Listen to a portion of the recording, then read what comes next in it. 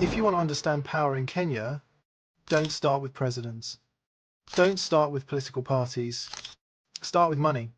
And no Kenyan built a money machine quite like Philip Ndegwa, the quiet economist, who became the country's first billionaire, created a financial empire, and left behind a dynasty that still influences banking, insurance, real estate, and even government policy.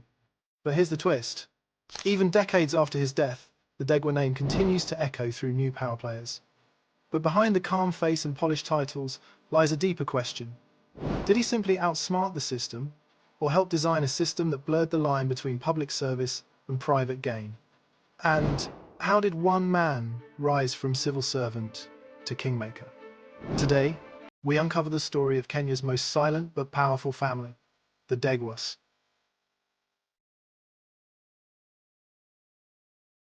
In a generation where we are told education is not the key to success, for Philip and many others from his generation, education was the only key out of the stricken poverty life of pre-colonial Kenya. And Philip held on to it as if his life depended on it, because it literally did. He was a quiet student from Neri who worked harder than everyone else, earning a place at Alliance High School, then Makerere University, and later studying economics at Harvard. But here's what made Philip different. While everyone else chased high-paying jobs, Philip chased influence. When Philip comes back to Kenya, he does not start a company. He does not open a bank. He does something far more strategic. He joins the government. In 1965, he is appointed as an economic advisor in the civil service, helping plan the future of the new nation. Over time, he rises to become permanent secretary in key ministries: agriculture, finance, and economic planning, the very places where budgets, policies, and economic priorities are set. In December 1982, he is appointed governor of the Central Bank of Kenya, a role he holds until 1988, at a time when the economy is going through liberalization and major policy shifts. As governor, he sits at the center of decisions on interest rates, banking rules, and foreign exchange, levers that can make or break fortunes.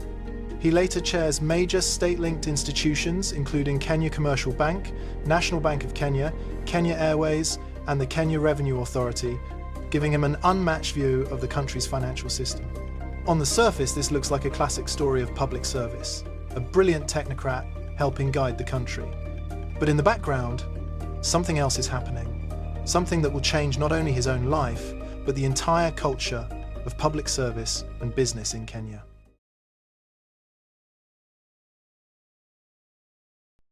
To understand how Philip Ndegwa became a billionaire, you need to understand a document most Kenyans have heard about, but few have actually read: the Ndegwa Commission Report of 1971. This commission was set up to review the public service, salaries, structure, and how to make government work better. Its most controversial recommendation was simple but powerful: public servants should be allowed to engage in private business while still holding office. On paper, it sounded harmless, a way to let civil servants invest, build wealth, and not depend only on salaries. In practice, it opened the door to a deep conflict of interest.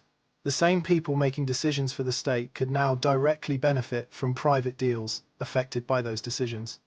Over time, critics would argue that this created a culture where public office became a pathway to private wealth, feeding patronage networks and insider deals. The Ndegwa report did not make Philip Ndegwa rich overnight, but it helped set the rules of the game, rules that made it easier for powerful insiders to run businesses while still shaping policy, a system whose effects are still being debated today. While serving in government, Philip makes a move that will define his family's financial future. He co-founds an investment company called First Chartered Securities in the 1970s. First Chartered starts as an indigenous investment outfit formed with other senior civil servants, pooling their resources and access. Through First Chartered, Philip acquires the insurance company of East Africa, which later merges with Lion of Kenya Insurance to create ICEA Lion Group, one of the largest insurance and asset management businesses in the region. The group expands into banking by taking controlling stakes in Nick Bank, which later merges to form NCBA, a major regional bank. The empire stretches into real estate and agriculture, including properties like Ambank House in Nairobi and Karirana Tea Estates, a globally known tea estate acquired in the 1980s. Over time, the family's portfolio spans banking, insurance, logistics, real estate, and large agricultural holdings, with assets running into tens of billions of shillings. By the time he is widely recognized as the first Kenyan to bank $1 billion, Philip is no longer just a public servant or an economist. He is the architect of a private empire built at the intersection of government, finance, and business, admired by some as a visionary, criticized by others as a symbol of insider capitalism. And he wasn't loud about it. He never bragged. He never flexed. Powerful people rarely do.